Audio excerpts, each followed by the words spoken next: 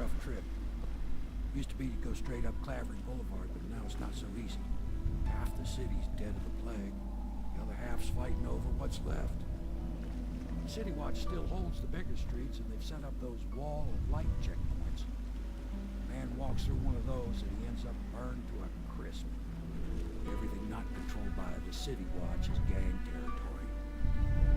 There are the real odd birds living on the fringes, like that Granny Rags. They say she's nuts. I don't know which is worse. Just take your pick.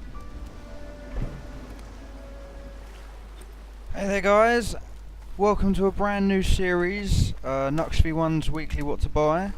This is the first one of these that we're doing, and hopefully it will turn into a long-term series. The first game I'd like to sort of review, or preview as it were, today is Dishonoured.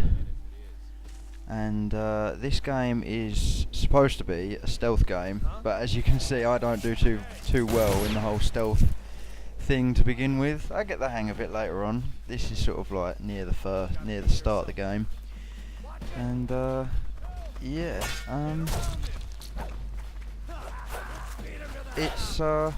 it's good fun, this game, if you can do it stealthily. For the most part, this first sort of bit just sort of shows the fighting, I guess, and the enemies. But yeah, this game, Dishonoured, the storyline behind it is you are a royal bodyguard, and you've come back from exploring the Isles, and you return to your queen, and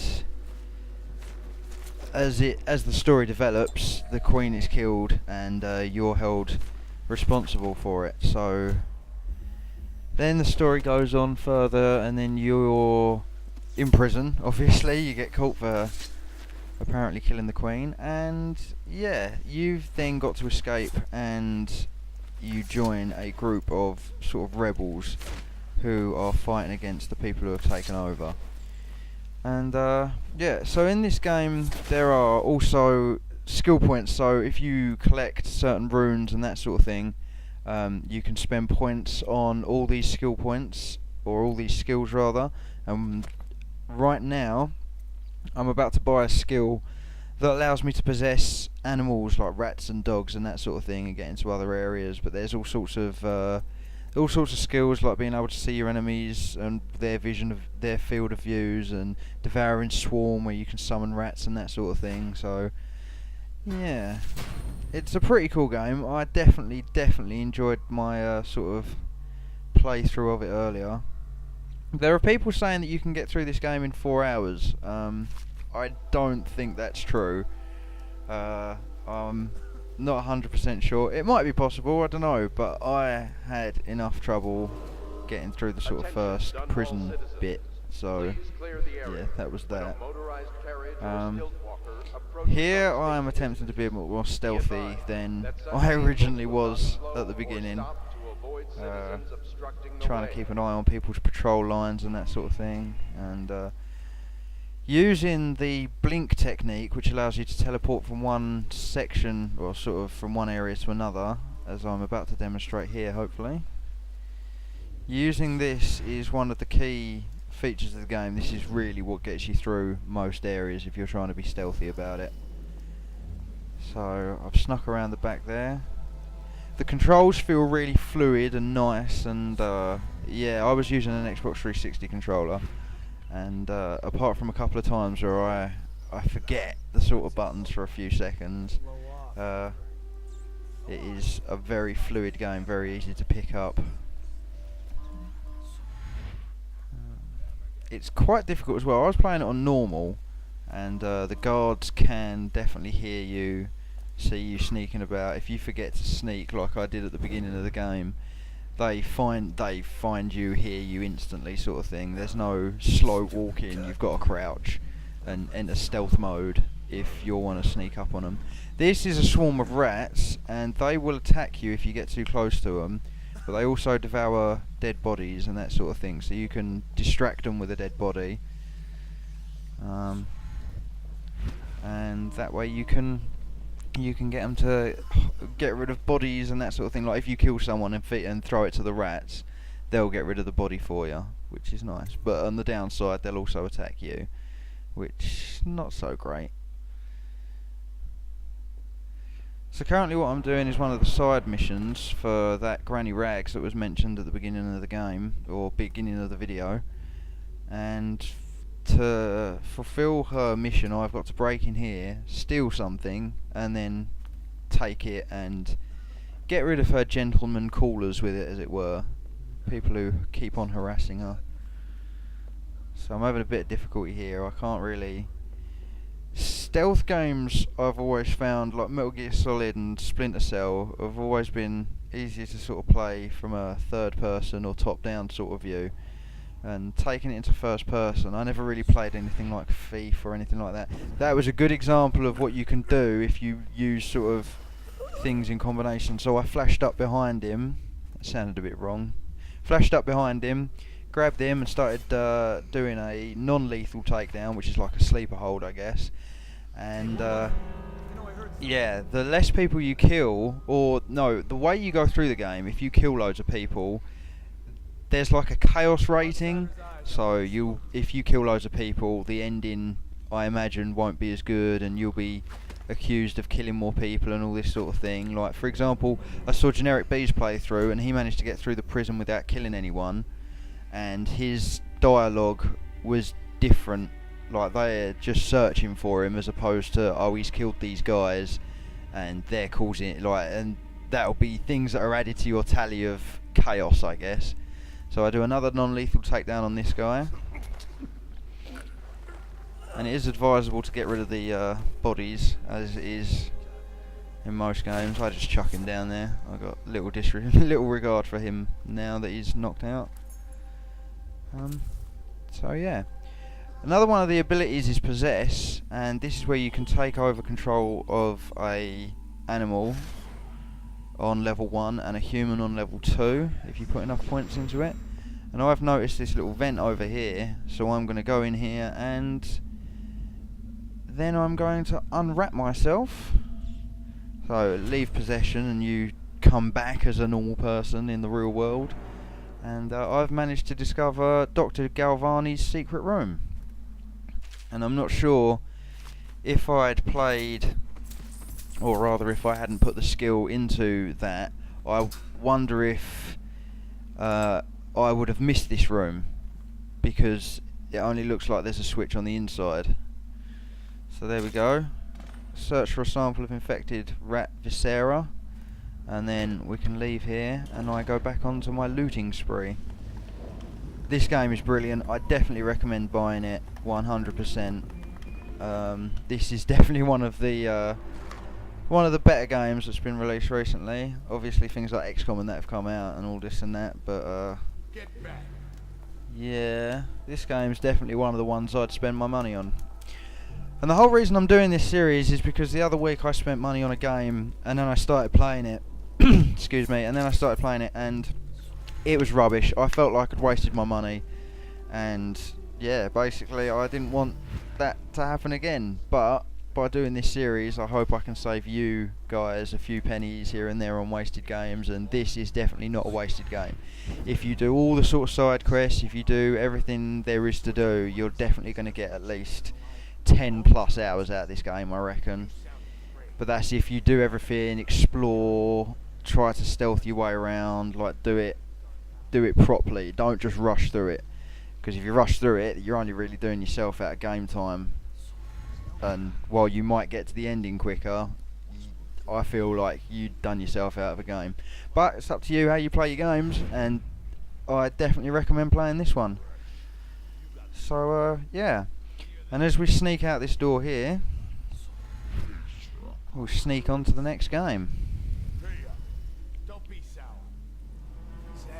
which is of course Faster Than Light, which is a fantastic little game that was just released, oh well, it was released about 3-4 months ago now, and this game's fantastic. I've poured so much time into this game recently. Faster Than Light is a rogue type dungeon crawler, I think. I didn't really play a lot of those when I was younger, but a rogue type dungeon crawler in which you are a spaceship and you've got to get from one end of a 8 or 9 star system, I think it's 9, and then ultimately deliver your message and take on a massive boss. The game's totally unfair. It's hard to get sort of to the end and to defeat the boss with no problems. Like, you will suffer damage when you're taking down the boss. If you want to look for a fully successful playthrough, I'll put a link to Kikoskia's playthrough in the description, because he did a fantastic job of going through this with one of the other ships. And I will be playing this game for my 100 video special and hopefully getting through it, but no promises. It is a tough game, but definitely worth it. The idea is to keep fuel in the tank, to keep your ship repaired, and to get to the end. And there are over 100 different things that can happen on your way there. This is the system map that I was just talking about. So you've got to get through a line of one of these to the end system, and then from there you take on the boss. So yeah, this game is available on Steam for $6.99, I think, in the UK, and considering the amount of time I've poured into it, I definitely think it's worth it. It's simple layout, the game's quite simple, you can get into it, you can just pick it up. It's almost like an iPod game, do you know what I mean, or an iPad game rather, where you can just pick it up and go, and it's just as simple as that. Some of the unlocking the other ships can be quite difficult at times. Like, there's one that requires 3 events to happen, sort of in a line, pretty much. But yeah, it's achievable. And there you go, 50 hours played in Faster Than Light. So it's definitely worth the money. And finally, the Torchlight 2 was recommended to me by a friend in America, and so I'm checking it out. And I really like this game. I started playing it, and the demo really excited me. It was a good game. I enjoyed playing it. So yeah, Torchlight 2. I think this game's been out for a while now, but this weekly What to Buy isn't just going to be about games that are new. It's also going to be about games that have been about for a little while, or games that are on special on Steam, GOG, Gamersgate, that kind of thing. And yeah, while this game was recommended to me, I never really picked it up because I've always been sort of a Diablo 2 faithful. Grew up with sort of Diablo 2 and that kind of thing. I've got 3 copies of Lord of Destruction lying around my room.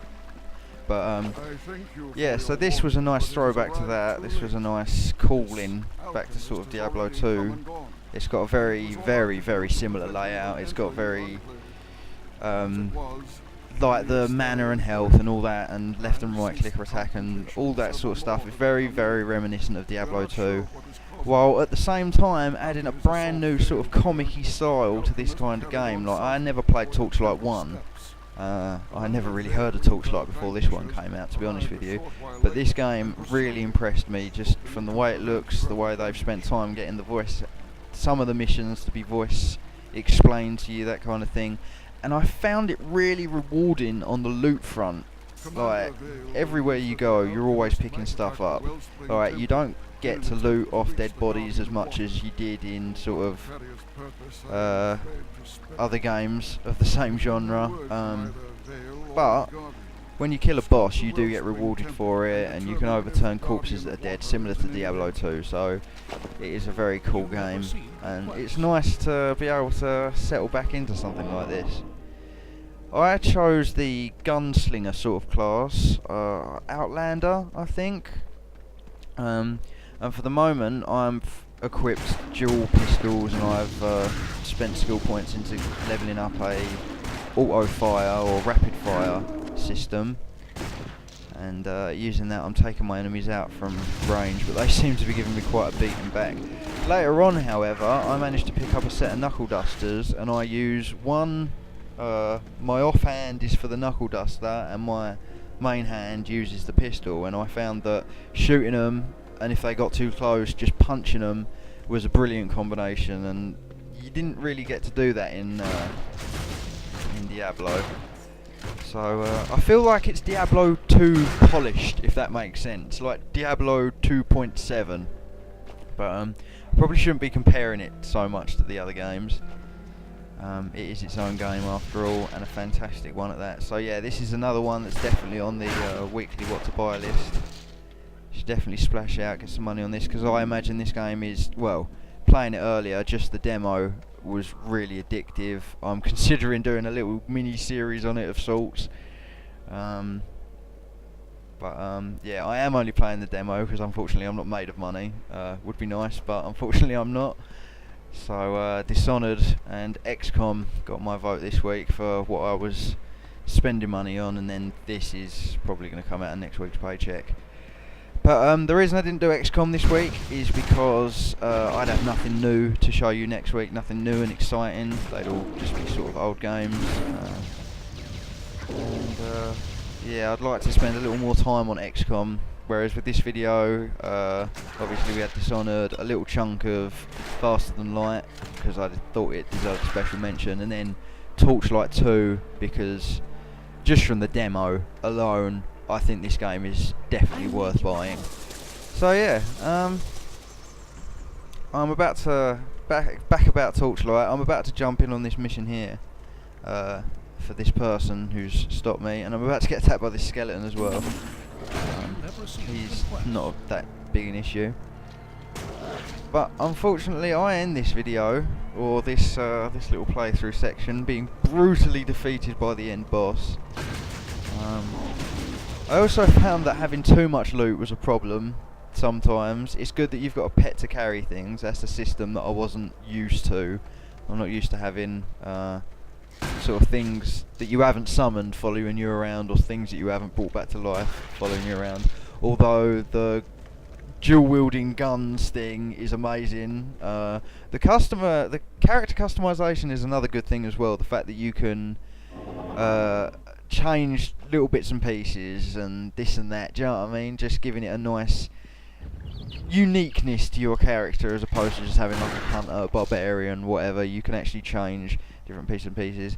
And just while we're in this little dungeon, look at the backgrounds. This game looks fantastic, even though it's in sort of like a cartoony kind of style. This game looks so amazing, just for what it is, do you know what I mean? So, outside, you had the sort of eerie forest feel, and in here you've sort of got the, oh, we're in a dungeon, things could get a bit risky here, and they're all booby trapped chests and things like that. So, yeah, just from the demo alone, I am definitely going to buy this game, and maybe even turn it into a series, because I really found myself getting addicted to this. So whatever it's worth, whatever it's costing on Steam, I probably should have checked that out. All links will be in the description to buy these games off Steam. So yeah, and here we go. This is me attempting to sort of kite my way around the boss. Well, I was kiting for a bit more before this. I had just run out of regeneration potions, which weren't on my hotbar, unfortunately. Yeah, I'm trying to kite this guy, but then I realise with the amount of health I've got, no potions, it's pretty bleak, and sort of just give up around here. But I'll be back to fight him another day. But thank you very much for watching, guys. That's been Weekly What to Buy, and hopefully I will catch you next time. Take it easy, guys. Bye bye.